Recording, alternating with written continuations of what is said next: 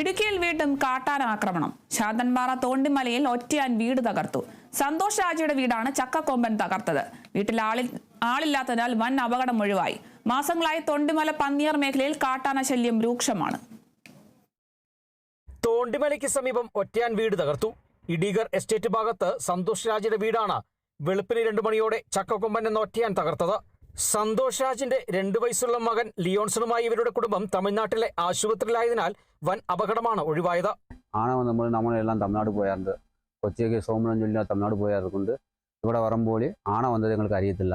2:30 ആകുമ്പോൾ ആന വന്ന് മൊത്തം വാളയും ചവിട്ടിയിട്ട് ഈ മുറിയൊക്കെ മൊത്തം തകർത്ത് കൊണ്ടുപോയതാണ്. രാവിലെ വരുമ്പോൾ ആൾക്കാർ പറഞ്ഞാറുണ്ട്. ആൾക്കാർ പറയുമ്പോൾ இந்த மாதிரி ആന വന്നിരുന്നു ഒന്ന് നോക്കുമ്പോൾ ഇതാണ് അറിഞ്ഞ് നമുക്ക് ഇവിടെ എന്നാ സംഭവം നമുക്ക് അറിയാം. അമ്മ ഉണ്ടെങ്കിൽ അന്നാരം കൊച്ചും ഇവിടെ തന്നെ കിടക്കുക. അമ്മേൻ്റെ കൂടെ തന്നെ കൊച്ചും കിടക്കുക.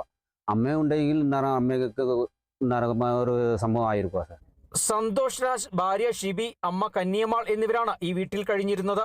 കന്യമാളും മകൻ ലിയോൺസണും ഉറങ്ങിയിരുന്ന മുറിയുടെ ഭിത്തിയും ജനാലയുമാണ് ഒറ്റയാൻ തകർത്തത്. ഇവിടെ ഉണ്ടായിരുന്ന വീട്ടുപകരണങ്ങൾക്കും കേടുപാടുകൾ സംഭവിച്ചു. നാട്ടുകാർ ബഹളം വെച്ചതോടെയാണ് ഒറ്റയാൻ ഇവിടെ നിന്ന് പോയത്. ചേട്ടാ എന്താ പറയുക, നേരത്തെ രാവിലെ പോയിട്ട് ആശുപത്രിക്ക് പോയിരുന്നത്.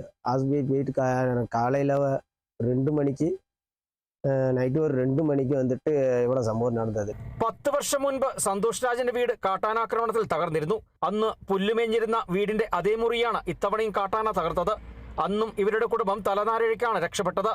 സന്തോഷ് രാജിന്റെ വീട് തകർത്ത കാട്ടാന സമീപത്തെ ഏലത്തോട്ടത്തിലും വ്യാപക നാശനഷ്ടമുണ്ടാക്കി. മാസങ്ങളായി തോണ്ടിമല, പന്നിയാർ ഭാഗങ്ങളിൽ കാട്ടാന ശല്യം രൂക്ഷമാണ്. Kerala vision news, Idukki.